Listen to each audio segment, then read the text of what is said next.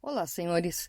Dando continuidade ao nosso estudo dos povos antigos, ainda dos povos sem escrita, há que se determinar ou ter em vista que existe uma grande dificuldade, e apesar dessas dificuldades, é possível determinar alguns direitos desses povos sem escritas. Esses povos sem escritas, que já vimos que tem uma característica pelo nomadismo, outra pelo direito consuetudinário, eles são estudados pela etnologia jurídica. Então você tem aí comunidades que tinham às vezes seus próprios costumes, porque cada qual vivia de maneira, via de regra, isolada, né? Criavam o seu próprio sistema econômico, que era sempre fechado, não baseado em troca.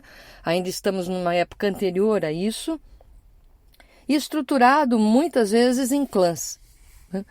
Então, percebe-se em toda essa estrutura de costume, de direito, uma mistura do direito com a moral, com os costumes e, obviamente, uma grande influência daquilo que hoje nós chamamos religião e que antes era visto como mitologia.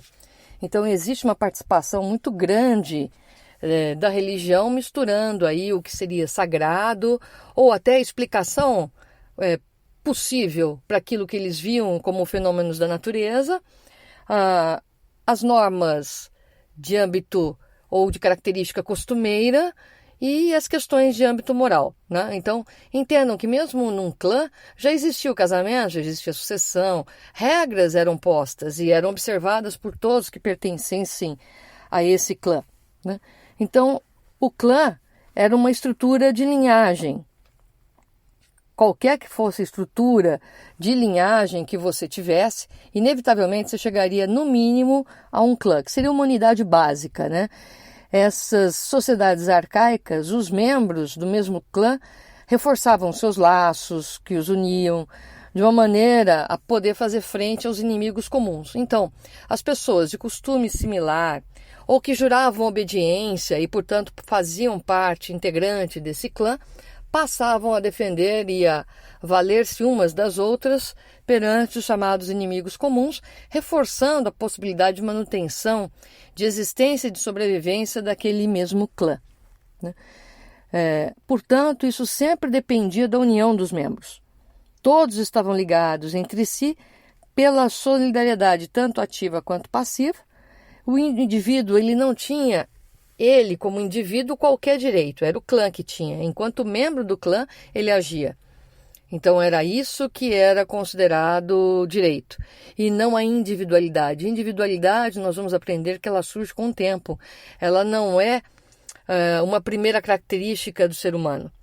Ao contrário, é o agrupamento e a tentativa de manutenção em grupos para poder preservar-se, sobreviver e dar continuidade. Portanto, a existência da linhagem, do clã, está mais adequado para que tenhamos aí como parâmetro do que a individualidade. A individualidade não é uma característica das sociedades antigas, senhores. Então, aqui você tem o clã como uma comunidade de pessoas e também de bens, né? Vai aparecer em grande quantidade nessa antiguidade, né? E ali vão aparecer os primeiros institutos, como eu mencionei, até do chamado direito privado, como é o caso efetivo aí da sucessão, do casamento, a própria ideia da sucessão do chefe do clã, né, a adoção. Existem aí algumas regras que já se faziam presentes quando nem a escrita existia. E a etnia? A etnologia cuida, é a ciência que cuida das etnias dos povos. Aqui você tem, na organização dos povos sem escrita, a etnia constituindo uma estrutura sociopolítica superior. Ou seja, um agrupamento de um número indeterminado de clãs que constitui uma etnia, ou seja, uma comunidade que tem um nome comum, uma memória comum, costumes comuns e uma consciência grupal. Então, aí a ideia é a de defesa dessa consciência grupal, né? Muitas vezes até com o desenvolvimento de uma língua em comum. Veja, estamos falando de língua, não de linguagem. Estamos falando de língua comum, mas não de escrita, né? Então, nós temos alguns critérios objetivos para determinar a etnia. existem sim esses critérios objetivos na determinação do que seja a etnia. Os povos antigos viviam disso? Era uma forma de identificação? Sim. A etnia identifica-se muitas vezes com a noção de tribo, só que essa é uma noção que hoje ela não é reputada mais correta, né? Hoje, alguns estudos da etnologia contestam a noção de tribo, né? Porque ela não tem um caráter específico, enquanto a etnia, sim, ela vai ter o suporte que tem um Estado, né? Então, aí você tem uma estrutura política, uma estrutura de soberania e uma estrutura que permite aos clãs em seu interior administrarem a diversidade de suas culturas. Então, aos poucos, você vai aí adquirindo uma cultura comum e conseguindo com essas etnias que poderiam ser até nômades, né? Vamos deixar bem claro, o fato de ser uma etnia não implica na existência de uma cidade. A cidade vai ser a grande ruptura. O fato de existir uma etnia não impede que esses clãs sejam nômades, né? Vai ter com o tempo aquelas que vão se sedentarizar com a questão agrícola e tudo mais, né? Mas ainda com a noção de que os bens pertencem à comunidade. Então existe aí uma ideia do pertencimento grupal desses bens, né?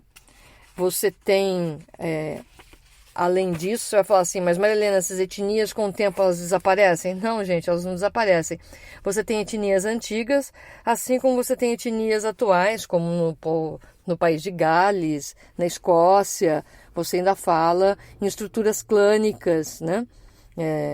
A estrutura clânica ela vai ter uma semelhança muito grande com a estrutura feudal, mas você vai ver ainda essa estrutura que é comum ainda aparecer lá no Egito do quarto milênio, mas você vai ter ainda uma estrutura clânica assim como você tem hoje. Então, não adianta dizer que isso acabou, porque infelizmente ou felizmente você ainda vai encontrar essas estruturas, obviamente que não com o mesmo viés antigo, mas elas existem até hoje. Essa estrutura de fidelização, de que todos pertencem, e aí da ideia de pertencimento a um grupo, também se faz presente desde a estrutura da máfia até outras estruturas em que ninguém é detentor de um bem particular, e sim na totalidade do patrimônio que pertence a todos. Então existe ganho, existe posição hierárquica.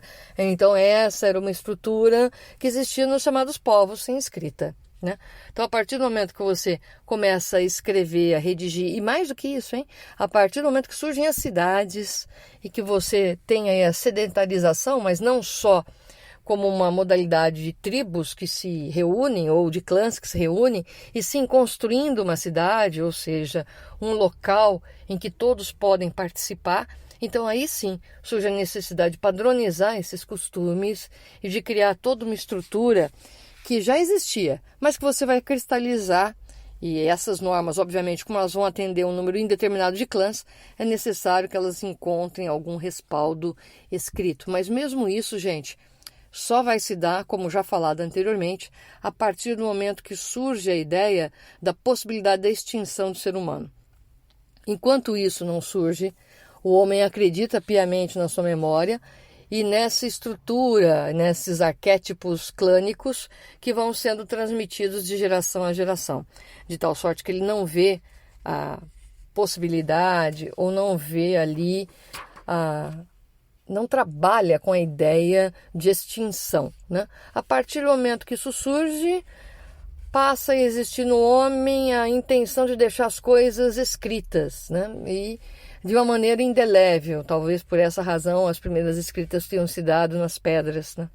Então tem que deixar em algo que não seja destruído.